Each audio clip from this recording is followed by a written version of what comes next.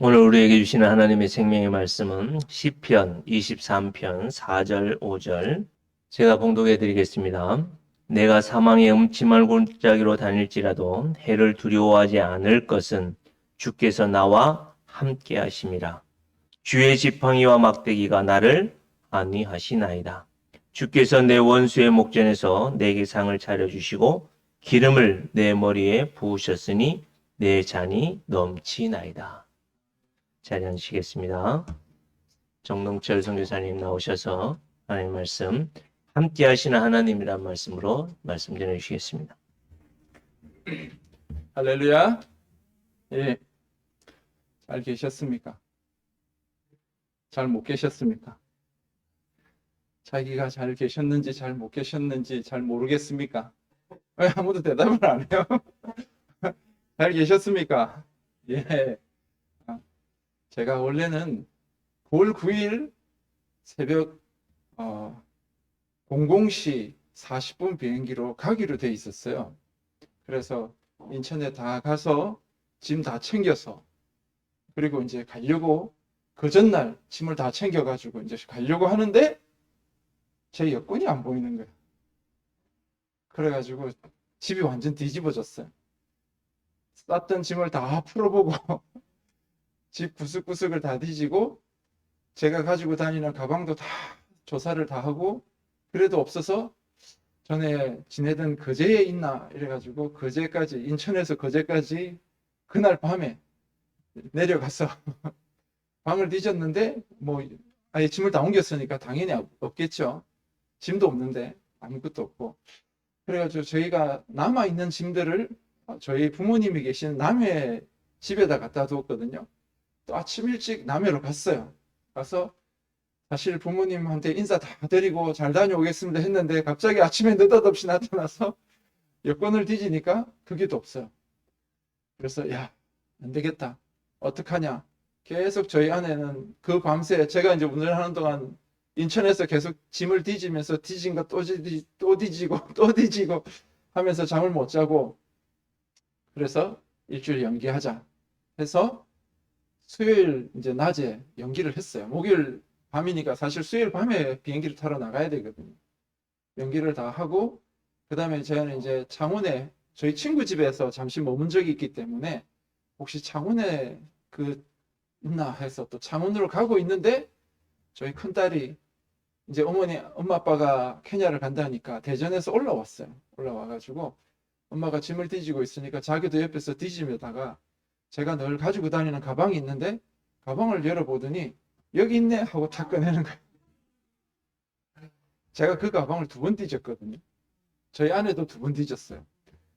거기 같이 도와주는 목사님 사모님도 그 가방을 뒤져보고 저희 처남도 뒤져보고 다 뒤져봤는데 없었어요. 제 가방을 막 이렇게 막 눌러보고 이랬는데도 없었어요. 근데 저희 딸이 거기서 탁 꺼내는 거예요. 그래가지고 뭐 이미 비행기 티켓은 한 주 연기시켰으니까 야 뭐 하나 이랬는데 아 우리 사모님이 좀 편찮으시다고 하니까 제가 우리 사모님 얼굴을 보러 와야 되겠다 이래가지고 제가 내려왔습니다. 그러면서 또 여러분도 한번 뵙고 할렐루야. 예, 하나님께서 또 이렇게 우리를 다시 만나게 하고 다시 볼 수 있게 해주신 건 너무 감사합니다. 사실 케냐에서는 저를 빨리 오라고 난리인데 그렇지만 또 하나님의 계획이 있어서 저를 불러주신 줄 압니다. 그 영호 목사님이 그럼 주일날 설교를 좀 해주십시오 했어요. 그래서 제가 어떤 설교를 할까 고민하고 있는데 그냥 제가 간증을 해야 되겠다라는 생각이 들었습니다. 제가 그 아팠다가 나았던 간증을 이미 이 교회에서 했었어요. 했는데 아마 여러분 다 잊어버렸죠? 뭐 들으신 분도 있고 그 뒤로 오신 분들은 못 들었을 수도 있는데 못 들으신 분은 새롭게 들으시니까 좋고 이전에 들으셨던 분은 가물가물거리는데 다시 얘기해 주니까 좋고 할렐루야. 그래서 제가 오늘 함께 하시는 하나님 내 인생에 정말 사망의 어둠의 터널을 지나가는데 그때 나의 손을 붙잡고 함께 하셨던 그 하나님에 대해서 제가 간증을 하도록 하겠습니다. 사실 설교보다는 간증이 잠도 안 오고 좋습니다. 그렇죠? 예. 아, 제가 2017년 10월이죠. 2017년 10월에 너무 바빴어요. 한국에서 손님도 오시고, 그리고 뭐 사역들도 뭐 유치원도 몇 개씩, 빈민촌에서 유치원 몇 개씩 오픈해가지고 유치원도 돌아가죠. 목회자들, 교회들 사역, 그리고 가끔씩 나록이라고 3시간 떨어진 시골 도시에도 가서 사역을 해야 되고, 이게 몸이 많이 힘든데 또 손님이 오시면은 그 손님 모시고 또 다 관광도 시켜드리고 뭐 이렇게 하다 보니까 너무 힘들었어요. 그래서 몸살이 난 거예요. 몸살이 나서 이제 약을 먹고 뭐 이렇게 하는데도 이게 낫지를 않는 거예요. 그러다가 날짜도 기억합니다. 10월 14일 아침에 딱 일어나니까 몸이 좀 달라진 거예요. 그러니까 말라리아가 걸린 거예요. 제가 그때 이제 말라리아 7번째 걸리는 거거든요. 여러분, 말라리아 걸려보신 분 있습니까? 없죠? 예, 뭐, 일부러 뭐 경험 삼아서 걸릴 필요 없습니다. 말라리아가 어떤 거냐면은, 뭐, 설명은 뭐, 독감 비슷하고, 뭐, 코로나 비슷하고, 막 이렇게 바이러스다 보니까 사람마다 조금씩 틀려요. 그런데 제가 이제 여러 번 걸리다 보니까 이게 말라리아가 딱 되면은 느낌이 달라요. 그냥 감기인지 몸살인지 아니면 말라리아인지 느낌이 달라요. 이게 말로 표현은 못 하겠는데 그거는 느낌이 있어요. 아침에 딱 일어났는데 이거 말라리아로 바뀌었구나 라고 느껴진 거예요. 그래서 이제 병원을 갔죠. 병원 가서 의사 선생님 저 말라리아 걸렸습니다 라고 얘기하니까 의사 선생님이 저를 보고 말라리아 아니라는 거예요. 저는 제 경험상 분명히 말라리아인데 말라리아 아니라는 거예요. 그럼 피 검사를 합시다 이래가지고 피 검사를 했는데 결과가 말라리아 아닌 걸로 나왔어요. 그래서 이 말라리아 약은 굉장히 독한 약입니다. 뭐 코로나를 잡을 정도로 굉장히 독한 약이기 때문에 그냥 제가 94년도에 탄자니아에 가 있을 때는 탄자니아 사람들이 우리는 이제 뭐 자살할 때 수면제를 이렇게 가득 먹고 죽잖아요. 그 사람들은 말라리아를 약을 먹고 콜라 한 병하고 이렇게 맞고 자살을 할 정도로 그 약이 굉장히 독해요. 그 독한 약을 먹을 필요가 없잖아요. 그래서 그냥 약을 끊었어요. 그러면서 그냥 이제 뭐 온몸이 아프니까 진통제만 먹었는데 생으로 말라리아를 앓은 거예요. 그러니까 이게 그냥 보통 괴로운 게 아니에요. 보통 힘든 게 아니에요. 제가 코로나도 겪어봤는데 그때가 정말 힘들고 아팠어요. 코로나는 제가 올 2월 달에 코로나도 걸려봤는데 코로나는 아무것도 아니야.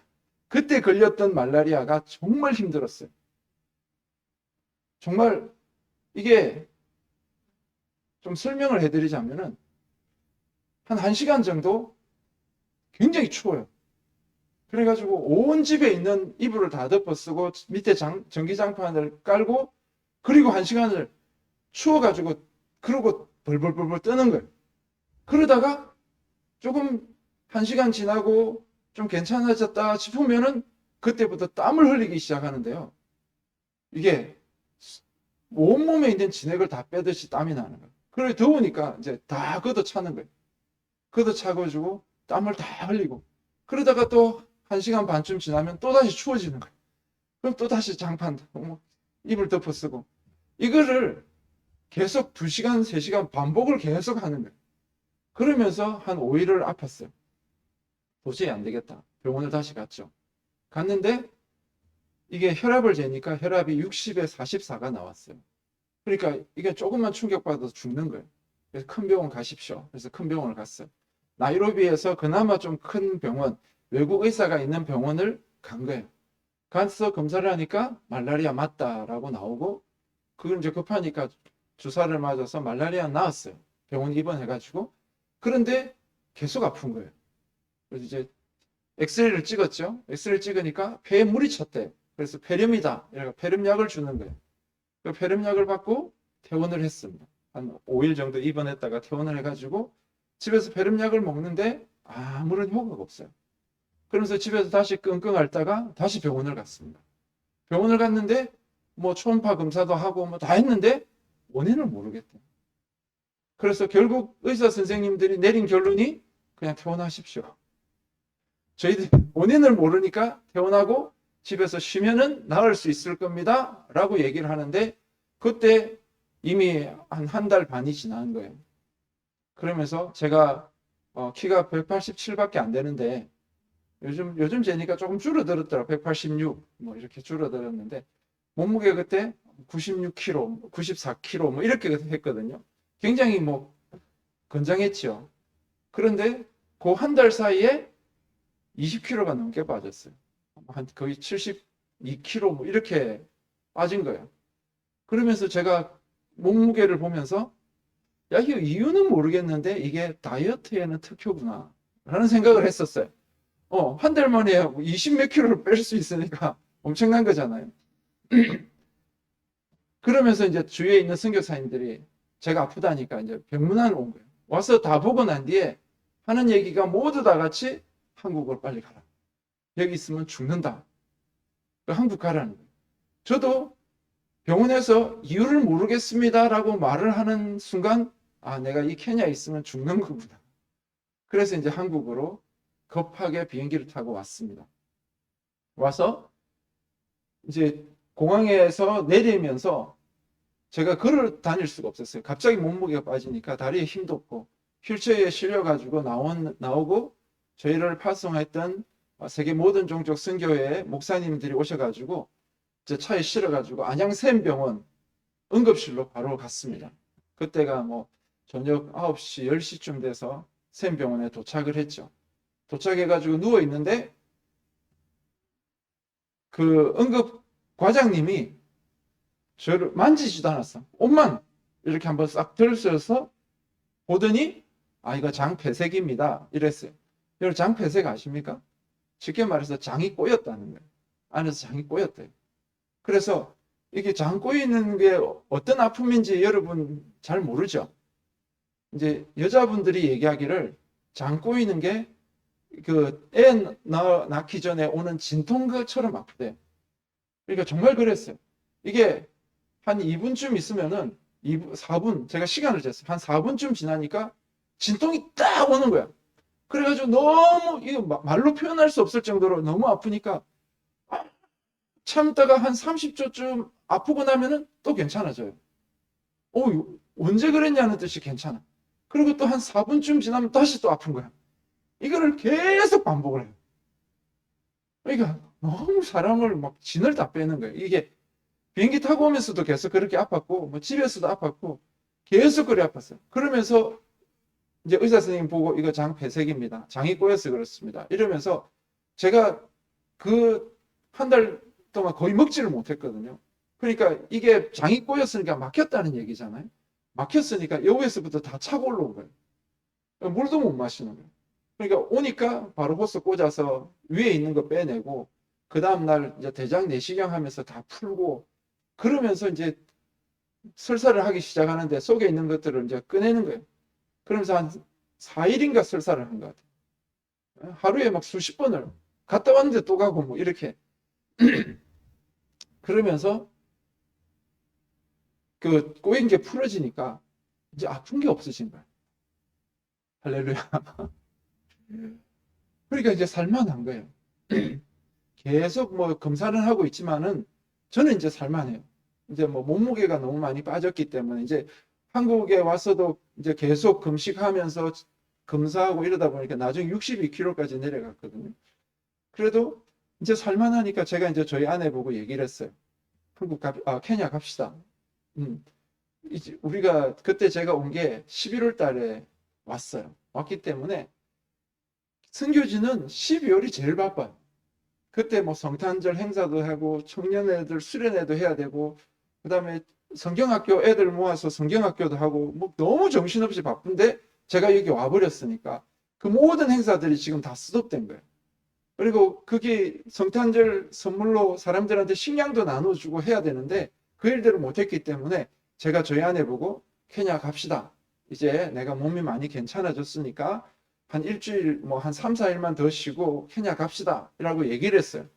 그렇게 얘기를 하면은 저희 아내가 좋아할 줄 알았어요.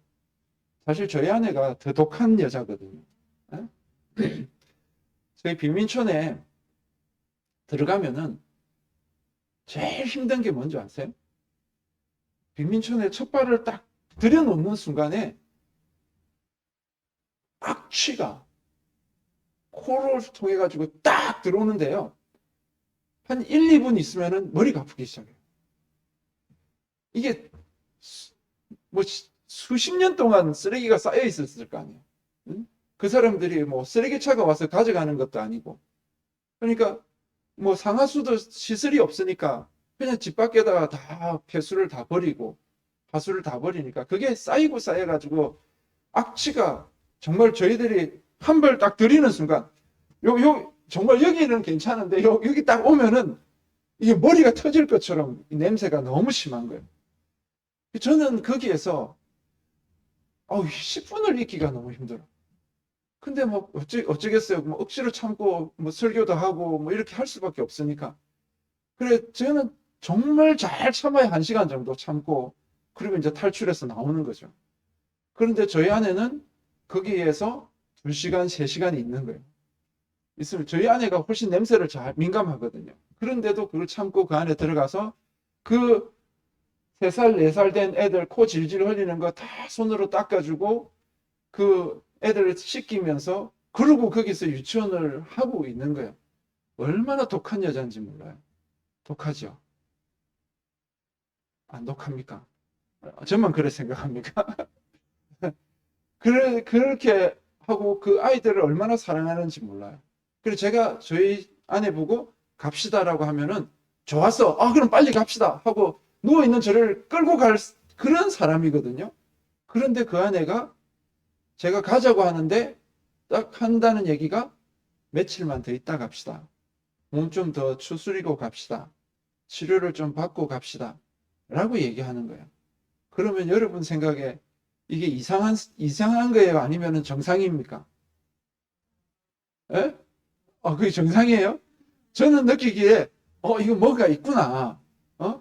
아니, 이분이 이렇게 말할 분이 아닌데, 왜 케냐를 가자고 하는데, 더 있다가 가자고 하는 거는 뭔가 있구나. 그래서 제가 물었어요. 뭡니까? 왜 더 있다가 가자고 합니까? 라고 물으니까, 그제야 저희 아내가 얘기를 하는 거예요. 당신 대장암입니다. 그것도 대장암 말기. 예? 그래서 의사 선생님들이 3개월밖에 못 산다는 거예요. 여기 암이 너무 크고 암도 크고 이 암이 이미 퍼져가지고 간, 위, 췌장, 비장 다 퍼졌고 그리고 이 폐 뒤쪽으로 고름이 가득 차가지고 거기서 엑스레이 찍어가지고 폐에 물이 찼다는 게 아니라 폐 뒤쪽으로 고름이 다 찬 거예요. 쓸데없이 폐렴약만 먹고 있었던 거예요. 그래서 대장암 말기 4기라서 3개월밖에 못 살고 의사 선생님들 얘기는 이제 생명만 겨우 연장시킬 수 있고 이제 다른 나라 간다는 거는 불가능하니까 이제 치료에 온 초점을 다 모아야 됩니다. 처음에는 수술도 안 되고 방사능 치료도 안 되고 이거는 항암을 해도 별로 효과가 없을 것 같습니다. 그냥 편안하게 지내면서 이제 생명만 조금씩 연장시킬 수밖에 없습니다. 라고 진단을 한 거예요. 여러분 그런 얘기 들어보신 적 있습니까? 뭐 여러분 사시는 동안 이런 얘기 절대 듣지 말고 사십시오. 아멘? 뭐 그렇다고 나 한번 들어봐야지 이런 얘기 생각하면 안 됩니다. 사실 여러분도 아마 상상을 못 하겠지만은 제가 이렇게 그 침대에 있는데 저희 아내가 이제 그 침대 끝에 앉아서 그 얘기를 한 거예요. 하는데 제가 그 얘기를 딱 들으면서 제 마음이 정말 거짓말처럼 평안한 거예요. 할렐루야. 응? 제가 하는 얘기가 그냥 감사합니다. 감사를 드리는 거예요. 저도 뭐 이해가 안 되는데 그렇게 나왔어요. 제가 그 아파서 괴로워하고 한국으로 오면서 계속 머릿속에 드는 생각이 궁금한 게 하나 있었어요. 그게 뭐냐면은 그 의사 선생님이 왜 저가 말라리아 걸린 것을 못 알아봤을까? 저는 그게 궁금했었어요. 사실 이게요, 그 의사 선생님이 하루에도 수십 명의 말라리아 환자를 만나잖아요. 응? 그런데 제가 말라리아 걸린 것을 못 알아봤고 피검사했는데 말라리아가 안 나왔어요. 그게 저는 왜 그렇지? 왜 그렇지? 그냥 계속 의문이었어요. 그런데 저희 아내가 당신 암입니다 라고 하는 순간 그게 다 이해가 되는 거예요. 왜 의사가 못 알아봤는지, 왜 피검사에 말라리아가 안 나왔는지 이해가 되는 거예요. 우리가 한번 생각해 봅시다. 만약 그때 말라리아였다. 그러면 어떻게 했겠어요? 제가 말라리아는요, 치료제가 나와 있습니다. 그래서 그 약만 먹으면은 짧으면 3일, 길어도 일주일 안에 약만 제대로 먹으면 나아요. 자, 말라리아 약 먹고 말라리아를 낳았어요. 그럼 저는 어떻게 하겠습니까? 응? 저는 사실 그 전에 한 6개월 전부터 2017년 6월부터 배가 좀 아팠어요. 배가 아파도 그냥 위장약 먹으면서 그냥 견디는 거예요. 선교사들이요, 특히 아프리카에 있는 선교사들이 한국 나오는 게 쉬운 일이 아니에요. 비행기 값도 비싸지만은 나오면은 사실 어디 거주할 데도 없고 뭐 여러 가지 이런 문제들이 있기 때문에 사실 나오기 힘들어요. 아픈 거 계속 참고 있었거든요. 말라리아 약 먹고 말라리아 나왔으면은 저는 어떻게 해요? 배가 아파도 계속 케냐에 있는 거예요. 그냥 왜 배가 아프지? 이러면서 그냥 진통제 먹으면서 견디다가 이제 정말 암을 더 키워가지고 이제 손 쓸 수 없을 때 그때야 나오면은 제가 어떻게 돼요? 여러분 모릅니까? 제가 어떻게 됐겠어요? 죽는 거예요. 그런데 하나님이 그 의사의 눈을 가리신 거예요. 응? 그 피검사의 결과를 바꾸신 거예요. 그리고 제가 느끼기에는요, 하나님이 케냐를 벗어나지 못하는 저를 멱살을 딱 잡아다가 그냥 끌어다가 한국에 갖다 놓으신 거예요. 뭐 하시려고? 뭐 하시려고 그렇게 했어요? 에? 살리시려고. 얘가 케냐에 있으면 죽는 거예요, 지금. 그러니까 의사의 눈을 가려가면서 멱살을 잡아다가 여기다 끌어다 놨어요. 살리려고 끌어다 놨어요. 할렐루야. 그러면 이 병은 낫는 병입니까? 안 낫는 병입니까? 낫는 병이잖아요. 저한테 그 믿음이 딱 오는 거예요. 이 병은 낫는 병이구나. 그럼 걱정할 게 있습니까? 없습니까? 네? 걱정이 돼요? 안 돼요? 의사들은 매일 아침마다 와가지고, 이거 암이 이렇게 퍼지고 저렇게 퍼지고 3개월밖에 못 살고 그보다 더 짧을 수도 있고 뭐 이런 얘기를 하는데 저는 제 마음에 이거 낫는 병이야 하는 믿음이 딱 있는 거예요. 응? 사실 제가 그 암 걸리기 한 몇 년 전에 한 3년 전인가 케냐에서 성경을 보다가 갑자기 그런 생각이 드는 거예요. 만약 내가 암에 걸리면 어떡하지? 하는 생각이 든 적이 있어요. 뭐 그때부터 암이 시작됐는지 모르겠지만은 그렇게 생각이 들은 적이 있어요. 여러분 그런 생각 가지지 마십시오. 그냥 편안하게 사시면 됩니다. 저처럼 쓸데없는 생각하면 안 됩니다. 그런 생각 가지면서 제가 이제 생각하기를 제가 이제 뭐 뉴스나 이런 걸 들으면서 알고 있는 그 짧은 지식에 한국 사람이 암에 걸릴 확률이 한 30%다 라는 이야기를 들은 적이 있어요. 그런데 보통 사람이 30%인데 저는 건강하잖아요. 제가 뭐 이영호 목사님처럼 막 축구도 좋아하고 뭐 체육대회 이러면은 막 다 쫓아다니고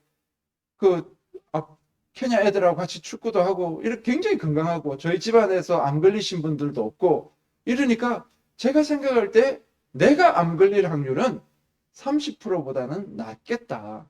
뭐 잘해야 한 10%, 뭐 정말 아니면 한 5% 정도 내가 암 걸릴 확률은 5%다. 그럼 여러분 5%나 10%는 걸릴 확률이 높아요? 낮아요?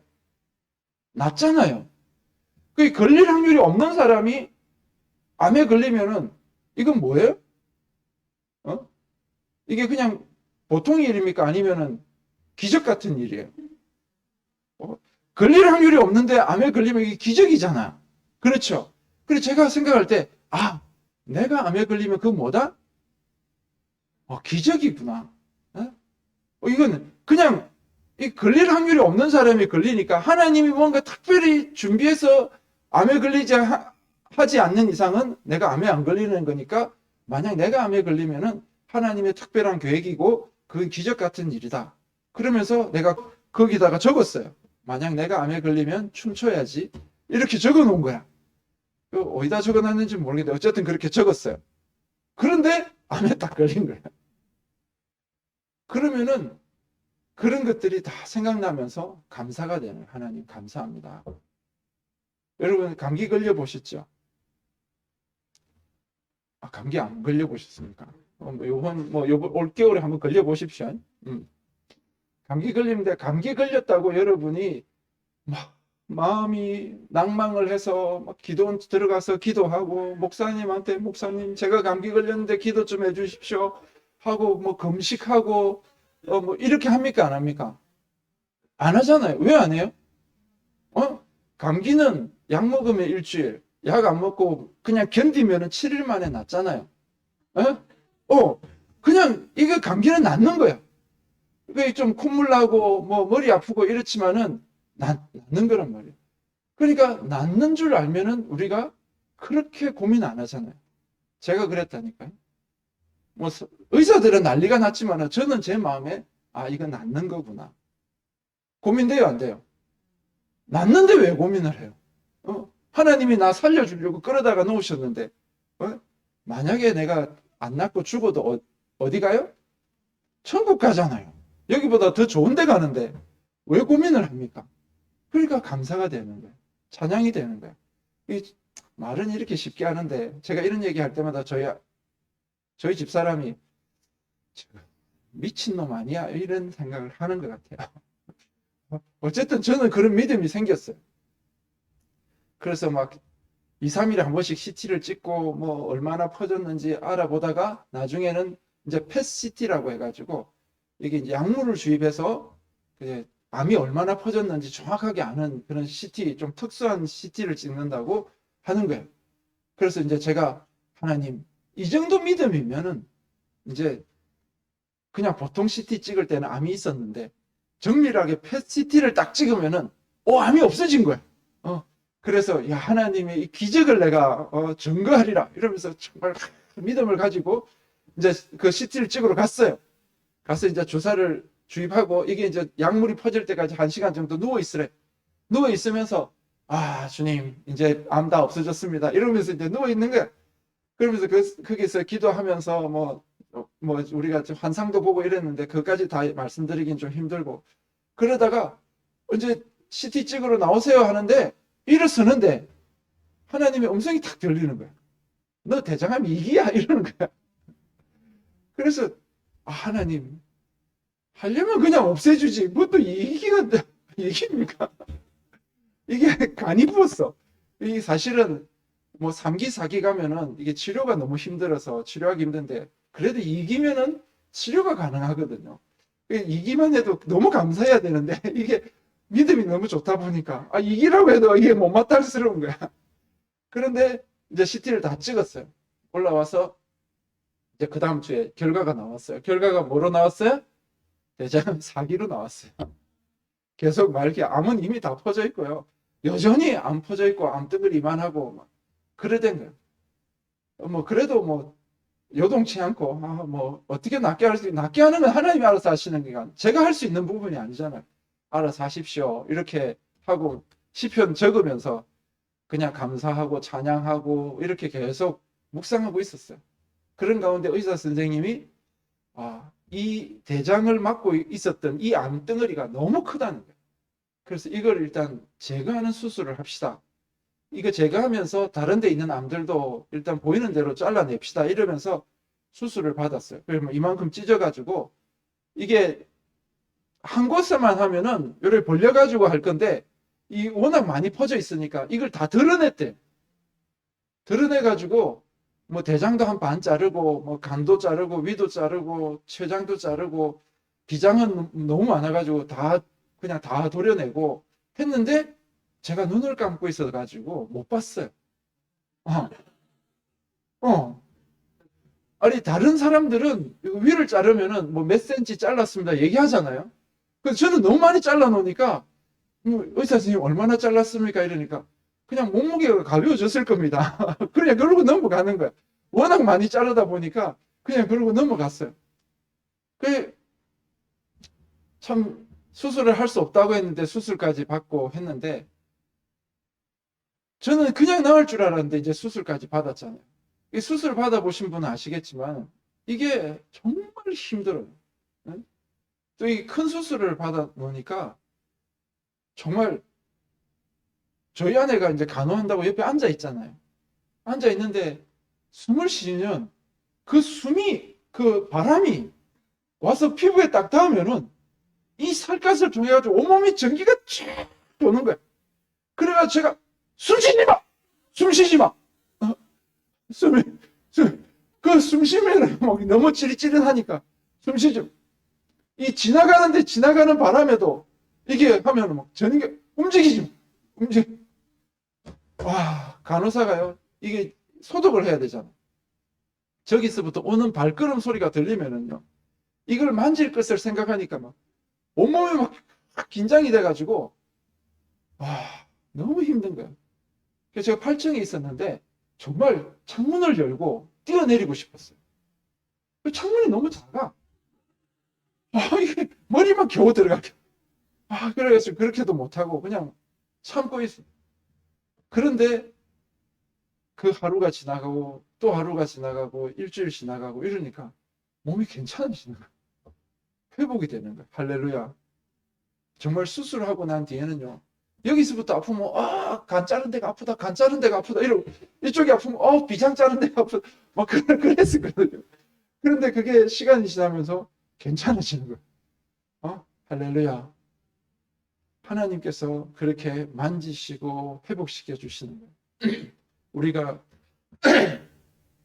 오늘 말씀에 보면 사망의 음침한 골짜기를 지나간다. 우리가 인생을 살다 보면 그런 때가 있잖아요. 야, 어떻게 이렇게 캄캄할 수가 있을까? 내 인생이 무너지는데 이렇게 힘들 수가 있을까? 정말 돈 때문에 힘들어서 힘들 수도 있고요. 아니면 사람 때문에 힘들 수가 있어요. 자식 때문에 아니면 부모 때문에 형제들 때문에 너무너무 힘들어서 정말 내가 이래 더 살아야 되나? 아니면 자신의 건강 때문에 내가 이렇게 아파가지고 어떻게 내가 더 살 수 있을까? 그냥 천국 빨리 갔으면 좋겠다 싶을 때가 있고요. 아니면 부부들 사이가 안 좋아서 가족들 문제 때문에 아니면 신앙의 문제 때문에 그냥 나는 조용히 신앙생활 하고 싶은데 왜 이렇게 나에게 시험거리가 오나 무너질 때가 있잖아요. 그렇게 캄캄한 어둠이 엄습해 오고 그 어둠의 사망의 골짜기를 지나갈 때 정말 아무것도 안 보이는데 옆에 딱 보니까 옆에 누가 계세요? 우리 하나님이 계시는 거예요. 할렐루야. 할렐루야. 그 하나님 붙잡으시면 됩니다. 그 붙잡는 그 순간 빛이 보이는 거예요. 그 캄캄한 어둠의 사망의 골짜기가 그 어둠이 빛으로 바뀌고요. 그 사망이 생명으로 바뀌는 거예요. 할렐루야.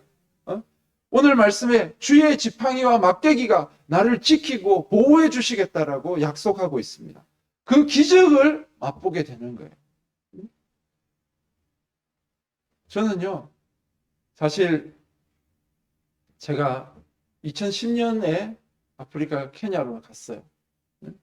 2010년 케냐로 나갈 때 제 이 주보에 제 이름이 적혀 있는 주보가 없었어요.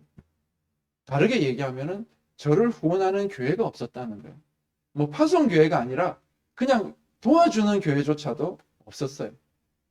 그러다 보니까 그 선교지에 나가서 있는데 누가 나를 위해서 기도하나 하는 마음이 들 때가 많이 있었습니다. 저희 집에 강도가 들어와가지고 권총을 들고 떼강도가 들어왔어요. 한 20명 가량 들어와가지고 제가 그때 맞아서 이게 입술 아래가 다 찢어졌는데 그런 적도 있고요. 저희 아내가 조그만 티코, 돈이 없으니까 이제 조그만 티코 끌고 다니다가 큰 덤프 들어가고 부딪혀가지고 차가 반이 다 찌그러졌어요. 참 우리 집사람이 독한 여자예요. 거기서 안 죽고 살았어. 그 가슴에 금이 가가지고, 가슴뼈에 금이 가가지고, 이거 가지고 늘 이게 후유증으로 고생하고 힘들어하고 하는데, 정말 제 느낌이 뭐냐면은, 제가 이렇게 서 있는데, 전쟁터에 서 있는데, 막 미사일이 날아오고 총알이 날아오는데, 제가 그냥 다 맞고 있는 거예요. 어? 기도해 주는 사람이 없다라고 느껴질 때가 너무 많은 거예요. 야, 이 시간에 누가 나를 위해서 기도하나?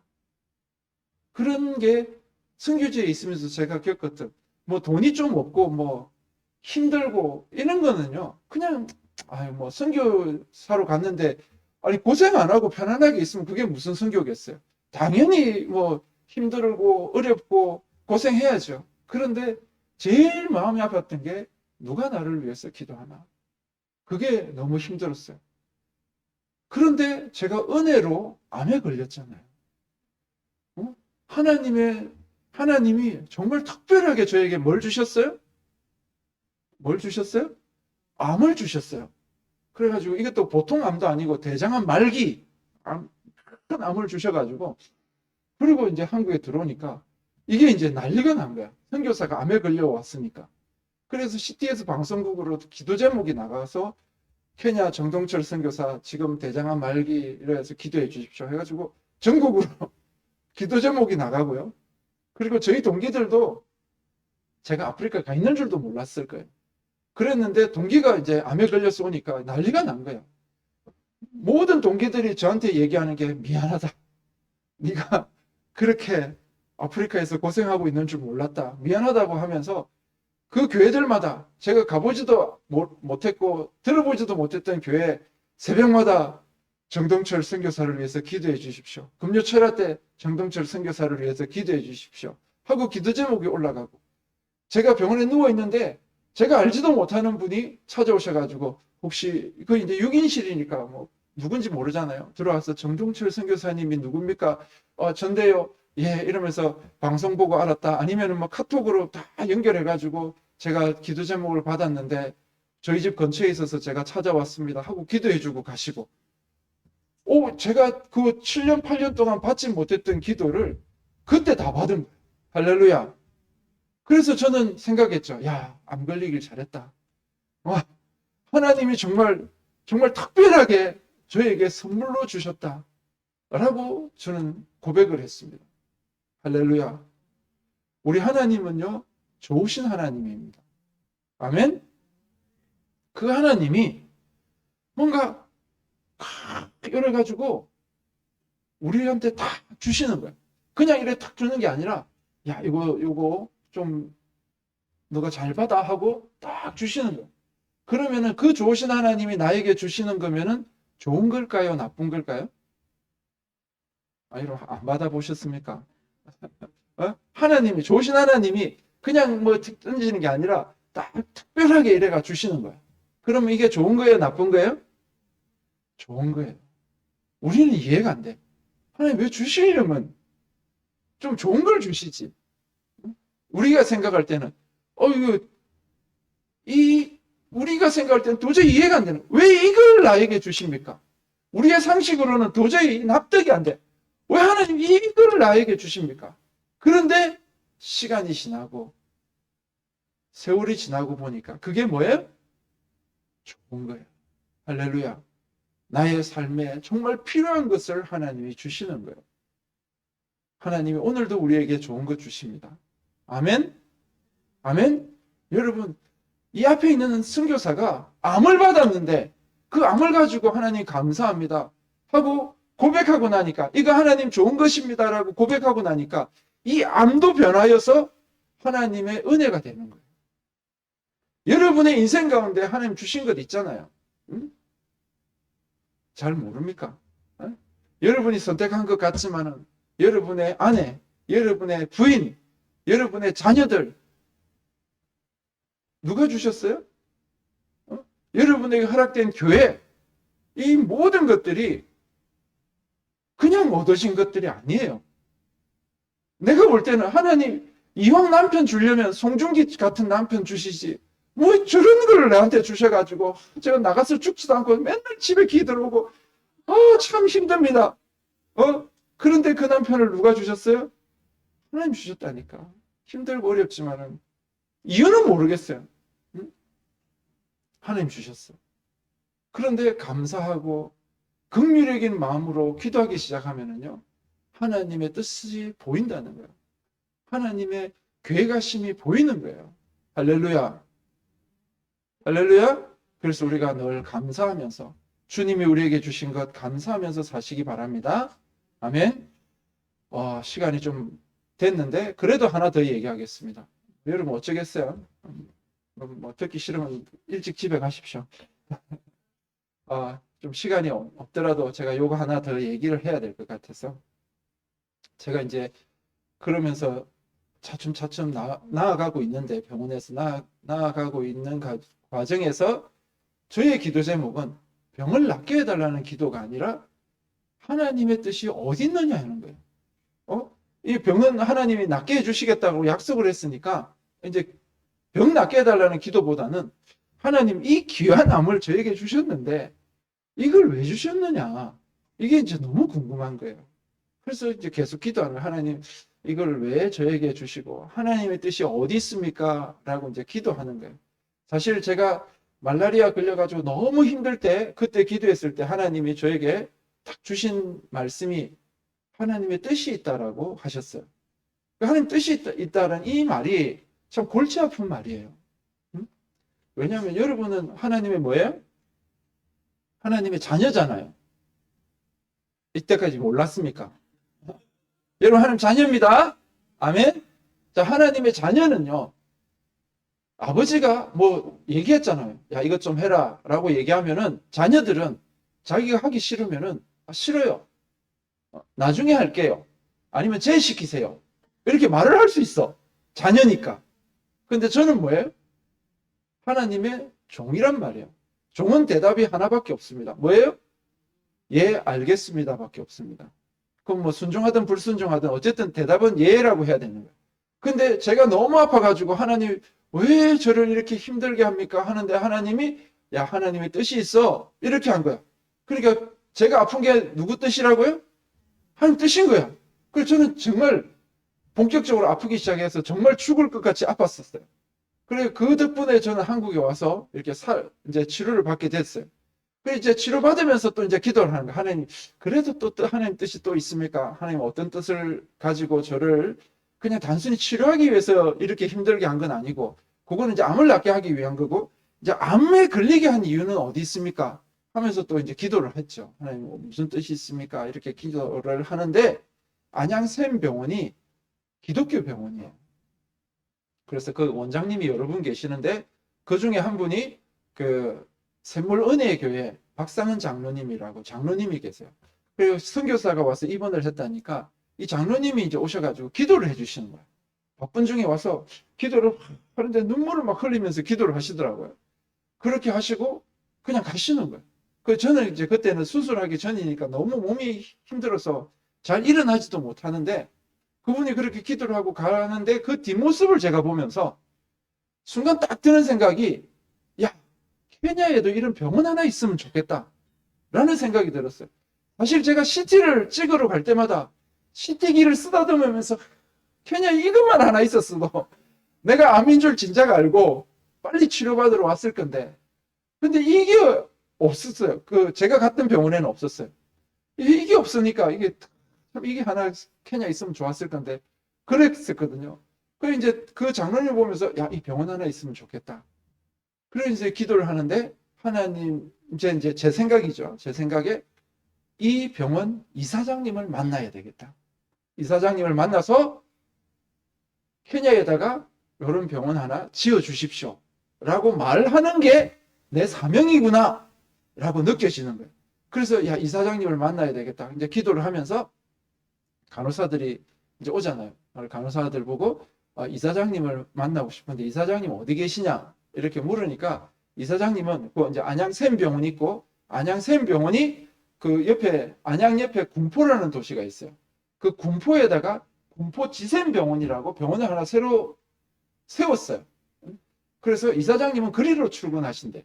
그 차로 가면은 뭐 한 10분 뭐 이렇게밖에 안 걸리는데 저 그때는 너무 아팠기 때문에 갈 수도 없었어요.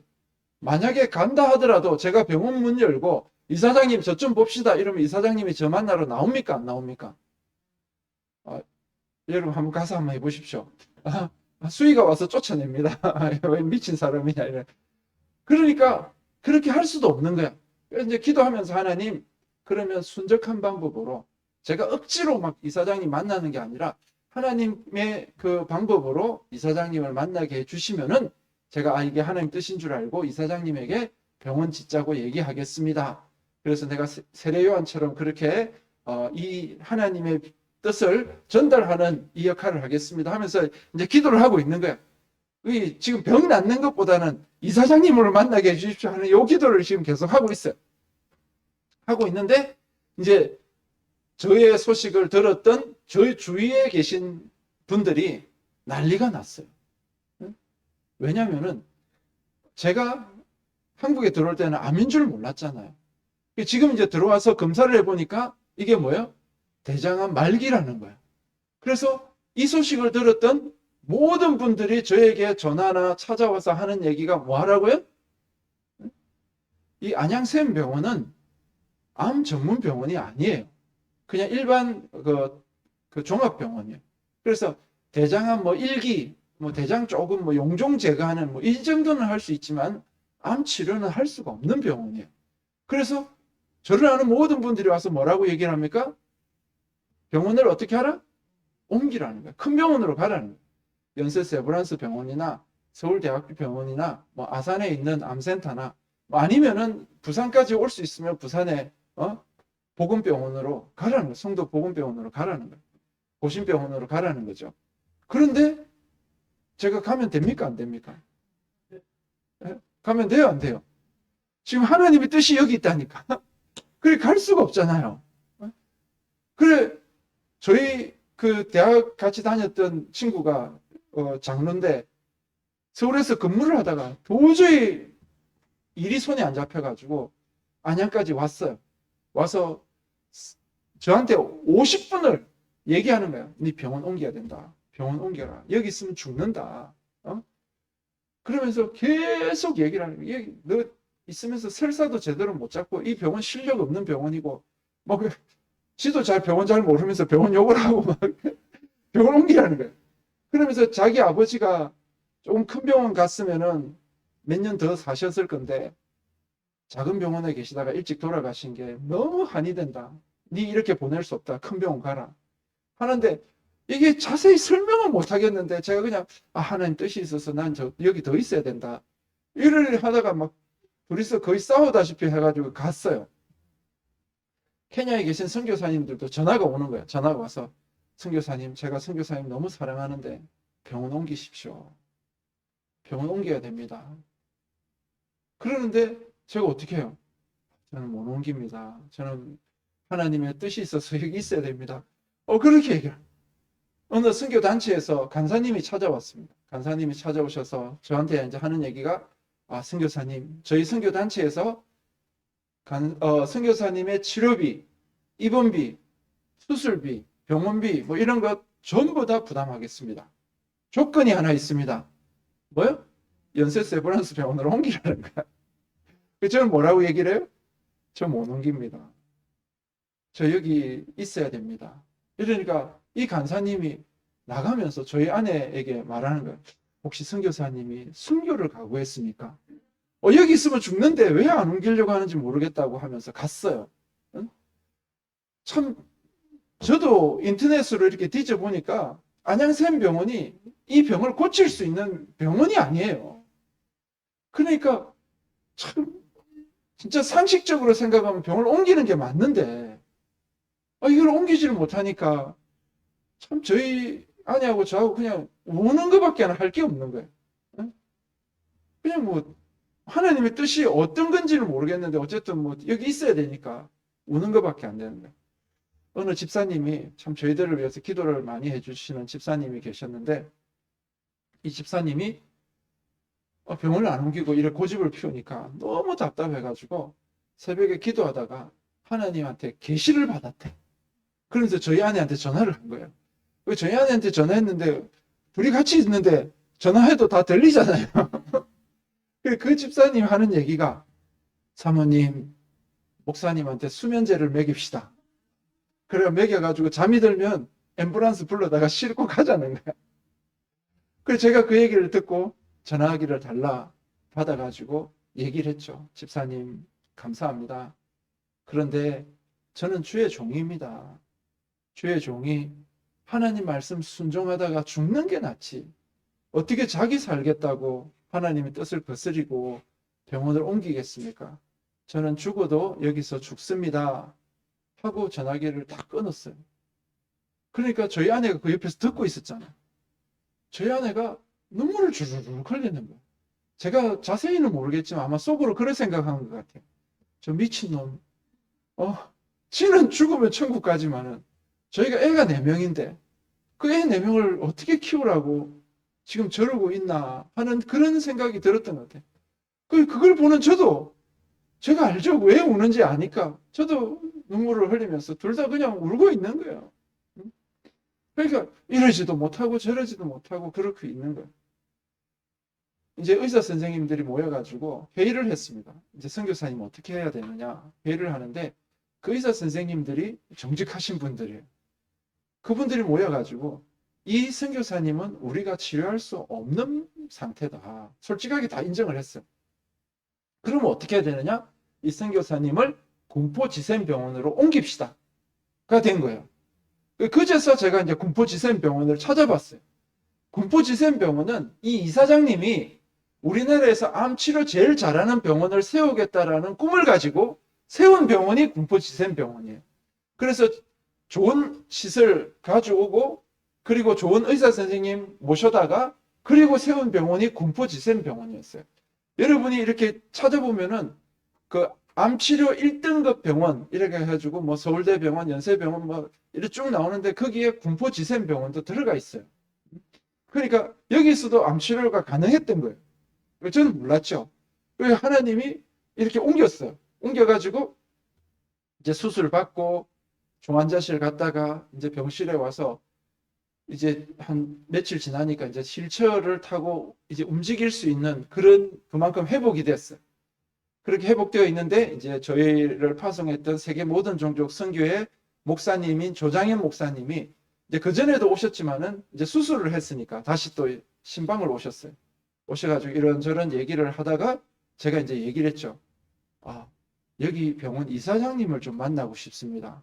그래요? 하더니 그냥 전화기 꺼내가지고 전화해서 이사장님 저희 선교사님이 좀 만나자고 합니다.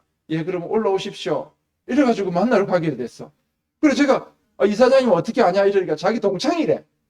그래가지고 그전부터 잘 알고 있었기 때문에 이 병원하고 우리 선교단체하고 협약을 맺고 그리고 저를 데리고 온 거예요. 이 병원으로. 그랬기 때문에 그래서 제가 이제 8층에 있다가 13층으로 올라가서 기다리고 있는데 이제 이사장님 오시는 거예요. 지금은 제가 이렇게 얘기하지만은 그 배를 가르면 여러분 배 갈라봤습니까? 이렇게 배를 이만큼 가르면요 말이 안 나와요. 그래 그때는 이사장님 이렇게 말이 이렇게밖에 안 나왔어. 네? 일부러 또 저 말이 맞나 틀리나 일부러 배 자르고 이러지 마십시오.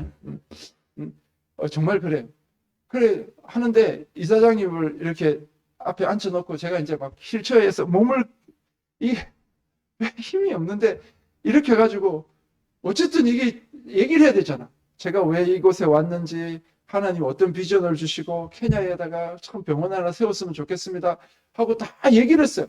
제가 얘기를 마치고 난 뒤에 제 생각에는 이사장님이 말을 마치자마자 제 손을 딱 잡으면서 선교사님 기다렸습니다. 뭐 이렇게 될 줄 알았어. 그런데 이사장님이 처음 들어올 때부터 피곤에 쩔어서 들어오시는 거예요. 이분이 들어와가지고 제가 5분밖에 시간이 없습니다. 뭐 빨리 얘기하십시오 하는데 제가 말도 빨리 못하죠. 이렇게 얘기를 하고 있는데 눈을 감고 계시니까 말을 하면서도 이분이 주무시는 거 아닌가 뭐 생각이 들었는데 얘기를 다 끝나고 나니까 이분이 눈을 뜨시더니 참 좋은 얘기입니다. 뭐 기도 한번 해보지요 하고 그냥 나갔어요. 그럼 병원 짓겠다는 거 안 짓겠다는 거? 여러분 눈치를 있어야 돼요. 짓겠다는 게 안 짓겠다는 거예요. 안 짓겠다는 얘기죠. 제가 뭐 보니까 뒷조사를 좀 해봤죠. 그러고 난 뒤에 뒷조사를 해보니까 그분이 아프리카에 병원 짓는다고 했다가 크게 실패를 한번 한 적이 있어가지고 마음에 상처가 있었다. 그 아픔이 있는 사람한테 그 얘기를 했으니까 이분이 얼마나 황당하고 기분 나빴겠어요. 그러고 그냥 가시는 거야. 저는 이제 그걸 몰랐으니까 얘기를 다 했는데 나는 병원 지을 줄 알았는데 그냥 그러고 안 짓겠다고 하고 나가니까 엘리베이터를 타고 8층으로 내려오는데 마음이 무너지는 거야. 그래가지고 병실에 와서 누우니까 눈물이 주르륵 나는 거야. 하나님, 이게 뭡니까? 정말 다 병원 옮기라고 하는데 저는 하나님의 뜻이라고 알고 정말 죽으면 죽는다라고 생각하고 지금까지 견디고 이제 이사장님한테 얘기를 했는데 이게 그냥 아무것도 아닌 게 돼버리니까 너무 마음이 허전해지고 그냥 하나님 이게 뭡니까? 이래 되는 거예요. 그런데 하나님이 제 마음속에 응답을 말씀을 하시는데 잘했다 하시는 잘했다. 할렐루야. 응? 하나님 잘했다는 거예요. 응? 병원 세우고 안 세우고가 중요한 게 아니라 네가 하나님 말씀 앞에서 순종하느냐 안 하느냐 하나님 그걸 보고 싶었던 거예요. 그래서 그냥 별것 아닌데도 그렇게 꾹 있는 그 모습을 보고 하나님이 잘했다 하시는 거예요. 그러니까 제가 더 확 열이 나는 거예요.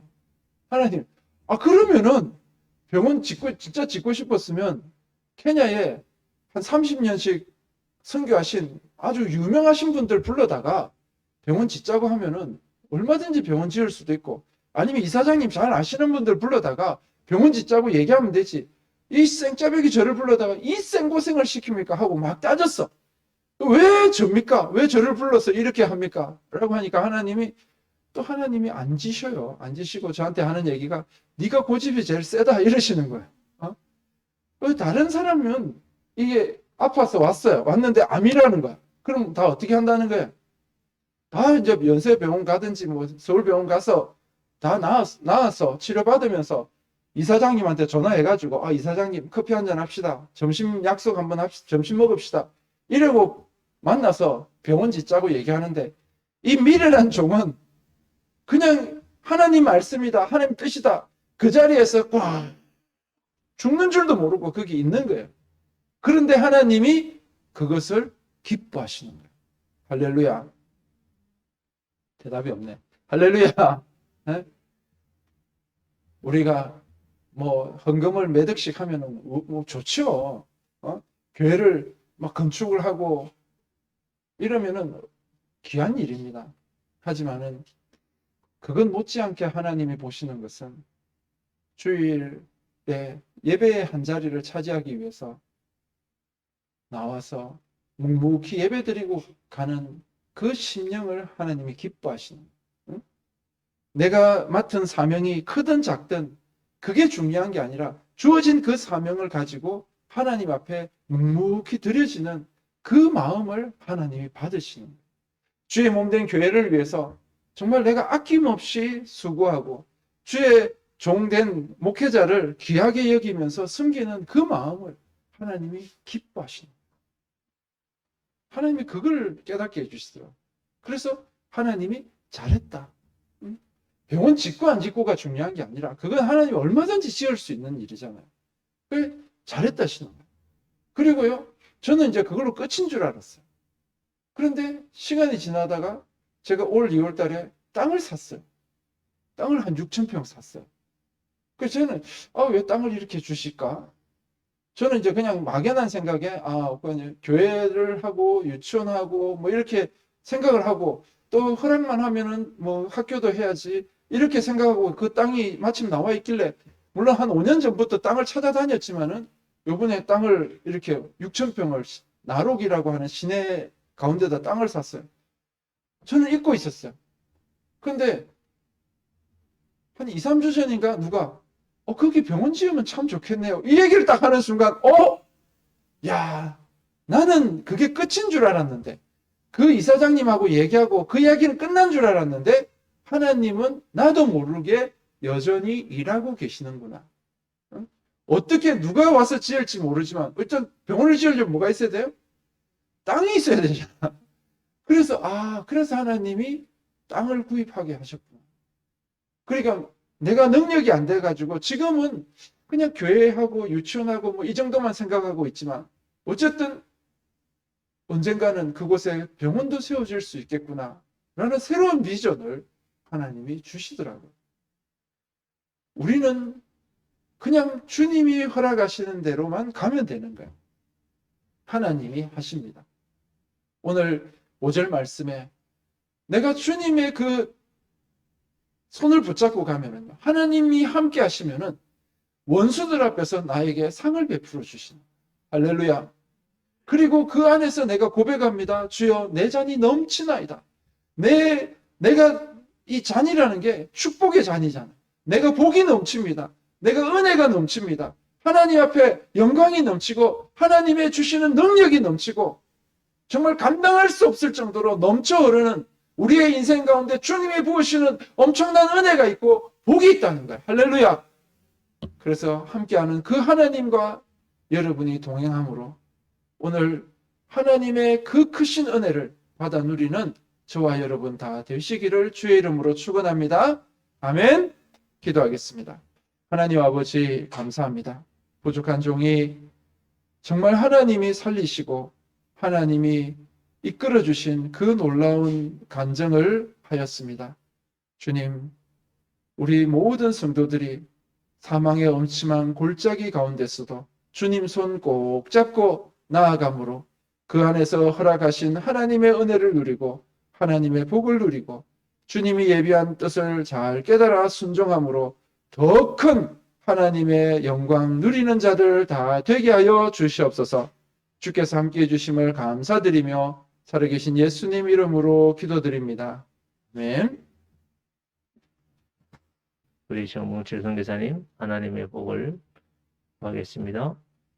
지금은 주 예수 그리스도의 은혜와 하나님의 극진한 사랑과 성령님의 감화, 감동, 교통하심이 우리의 인생 가운데 어둠의 골짜기가 있어도 우리와 함께 하시는 그 하나님 손 꼭 붙잡고 가기를 소원하는 믿음의 성도들 머리 위에와 그들의 가정과 그들의 하는 모든 산업 위에 그리고 주님의 몸된 이 제자들 교회 위에 지금부터 영원토록 함께 있을지어다. 아멘.